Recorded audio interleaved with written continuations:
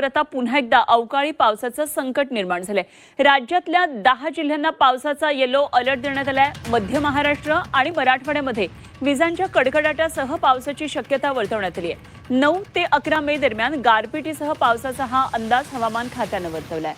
13 राज्यांमध्ये वादळी वाऱ्यासह मुसळधार पावसाचा इशारा देण्यात आलाय। उत्तर प्रदेश, तामिळनाडू, केरळ, पुदुच्चेरीसह अनेक राज्यांमध्ये वादळी वाऱ्यासह पावसाचा इशारा दिलाय।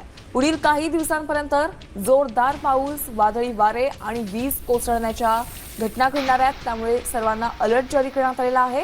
10 ते 12 मे कालावधीमध्ये नमस्कार, मी पंजाब डक। राज्यातल्या सर्वप्रथम शेतकऱ्याला सांगू इच्छितो की वेगवेगळ्या ठिकाणी भाग बदलत पाऊस पडणार आहे। सर्वदूर काही पडणार नाही, पण पाऊस मात्र या 3 दिवसात पडणार आहे, म्हणून हा अंदाज लक्षात घ्यायचा। नमस्कार शेतकरी मित्रांनो, पुढचे 5-6 दिवस तुमच्यासाठी सर्वात धोकादायक आहेत। कारण 8 मे ते 11 मे दरम्यान महाराष्ट्रातल्या 10 जिल्ह्यांमध्ये गारपीट, ढगफुटी आणि विजांचा कडकडाट होणार आहे। हवामान तज्ज्ञ पंजाबराव डक यांनी थेट इशारा दिला आहे।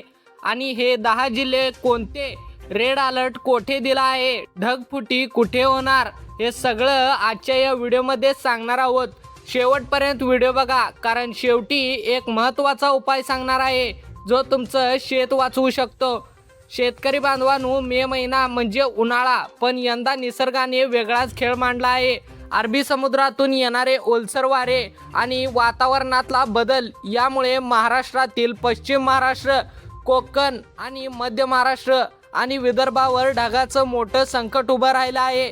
हवामान खात्याने स्पष्टपणे सांगितलं आहे की मध्य महाराष्ट्र आणि विदर्भात गारपिटीसह जोरदार पाऊस होणार आहे।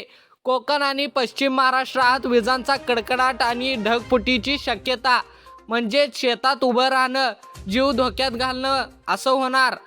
मित्रांनो, हवामान तज्ज्ञ पंजाबराव डक यांनी येलो अलर्ट जारी केलेले 10 जिल्हे पुढील प्रमाणे आहेत। त्यातील पहिला जिल्हा म्हणजे रत्नागिरी, दुसरा सिंधुदुर्ग, तिसरा कोल्हापूर, चौथा सातारा, 5वा सांगली, 6वा सोलापूर, 7वा बीड, 8वा नांदेड, 9वा लातूर आणि 10वा आणि म्हणजे शेवटचा जिल्हा म्हणजे धाराशिव। येलो अलर्ट म्हणजे काय? येलो अलर्ट सावध राहा, घराबाहेर पडू नका आणि नुकसान होण्याची शक्यता दाट आहे। मित्रांनो, शेतकरी बांधवांनो, येलो अलर्ट तर राहणारच आहे, पण काही भागात ढगफुटीची शक्यता देखील वर्तवण्यात आली आहे।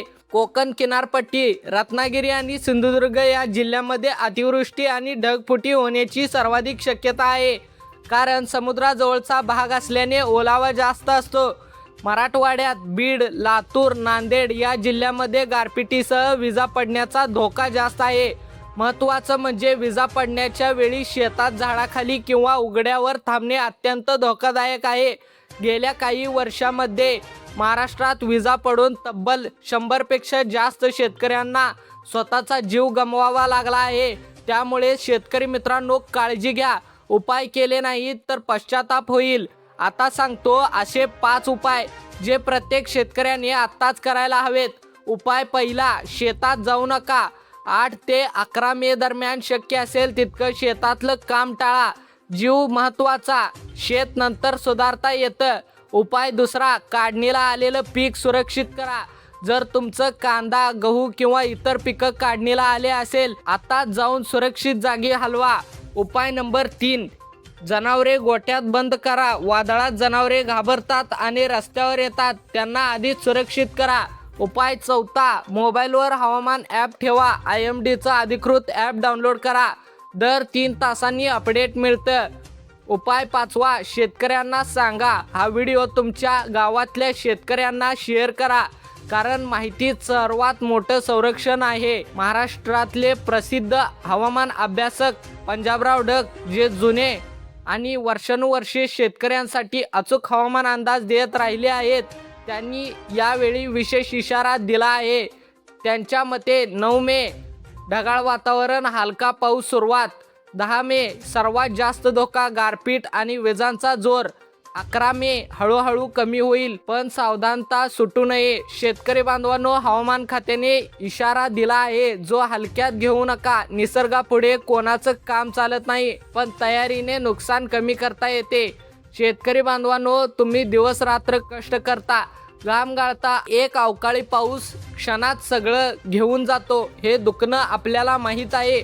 म्हणूनच लावा ताकद मराठी चॅनल तुमच्यासाठी वेळेत माहिती पोहोचवण्याचा प्रयत्न करतो.